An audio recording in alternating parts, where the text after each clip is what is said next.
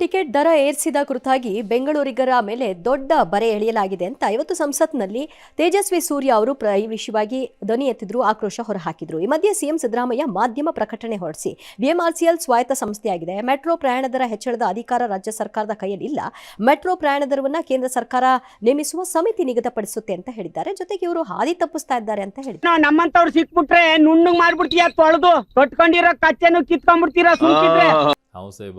Metro is a Jammu ಕಾಶ್ಮೀರ್ನ original ಅವತಾರ, independent ದೇಶ ಅದು.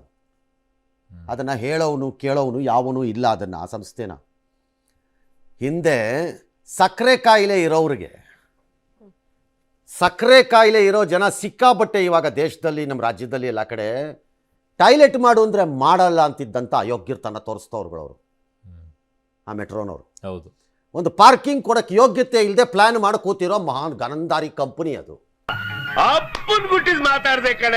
ನಮ್ಮ ಅನಿವಾರ್ಯತೆಯನ್ನು ದುರುಪಯೋಗ ಮಾಡ್ಕೋತಿರೋಂತಹ ರಾಕ್ಷಸ ಸಂತಾನದವರು ಇವರು. ಬಿಎಂಆರ್ಸಿ ನಮ್ಮ ಅನಿವಾರ್ಯತೆಯನ್ನು ದುರುಪಯೋಗ ಮಾಡ್ಕೋತಿರೋದು.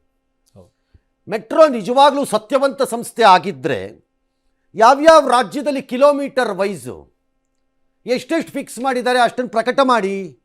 ಯಾವ ರಾಜ್ಯದಲ್ಲಿ ಅದಕ್ಕೆ ತಕ್ಕಂಗೆ ಎಲ್ಲೂ ಗೊತ್ತಾಗ. ಬೆಂಗಳೂರು ಸ್ಟ್ರಾಂಗ್ ನೆಲ, ಅದಕ್ಕೆ ಇಷ್ಟಿಷ್ಟಪ್ಪ ಪಿಲ್ಲರ್ ಹಾಕೊಂಡು ಕಾಸ್ಟನ್ನು ಬಾಯಿಗೆ ಬಂದಂಗೆ ಮಾಡ್ಕೊಂಡು ಎಲ್ಲರೂ ಏನು ನಮ್ಮನ್ನು ಕೇಳಿ ಮಾಡಿದ್ರಾ ನೀವು ಕಾಸ್ಟಿಂಗನ್ನು? ಹೇಳ್ರಪ್ಪ ಹೇಳ್ರು. Metro has become an independent nation. ಅನಿವಾರ್ಯತೆ ದುರುಪಯೋಗ, ನಮ್ಮ ಅನಿವಾರ್ಯತೆಯನ್ನು ದುರುಪಯೋಗ ಮಾಡ್ಕೊತಿರುವ ರಾಕ್ಷಸಿ ಸಂತಾನದವರು ಅಂತ ಹೇಳ್ಬೇಕು ಅವ್ರನ್ನ. ಇದು ಅವಹೇಳನ ಅಂತ ಕೇಸ? ಮತ್ತೆ ಹೇಳಿ, ಉತ್ತರ ಕೊಡಿ. ಇಲ್ಲದ್ರೆ ಕಂಪೇರ್ ಮಾಡಿ ಹೇಳಿ ನಮಗೆ. 8 ವರ್ಷ ನೀವು ಮಾಡಿಲ್ಲ, ಸರಿ ಒಂದು ಲಿಮಿಟೇಷನ್ ಬೇಕಲ್ಲ. ಅಲ್ಲ, ಒಪ್ಕೋತೀನಿ.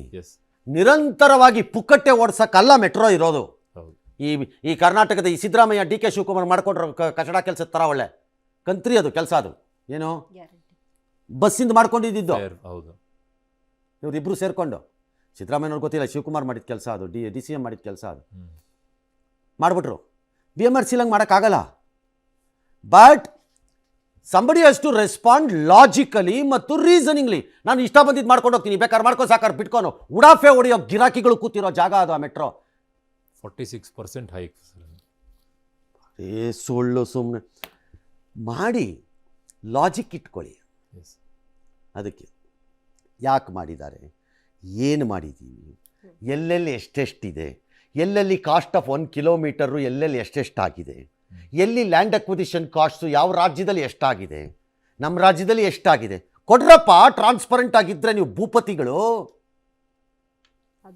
ಹಾಂ, ಕೊಟ್ಬಿಟ್ಟು ಸಿಗಾಕೊಂಬಿಟ್ರೆ ಯಾರ ಬುಡದಲ್ಲಿ ಬೆಂಕಿ ಇದೆಯೋ, ಯಾರ ಬುಡದಲ್ಲಿ ಸಮುದ್ರ ಇದೆಯೋ, ಯಾರ ಬುಡದಲ್ಲಿ ಜ್ವಾಲಾಮುಖಿ ಇದೆಯೋ, ಯಾರ್ಯಾರನ್ನೆಲ್ಲ ದಾಟ್ಕೊಂಡು ಎಲ್ಲೆಲ್ಲೋ ಮೇಲಕ್ಕೆ ಹೋಗಿದಾರೋ. ಈಗ ಗೊತ್ತಾಯ್ತು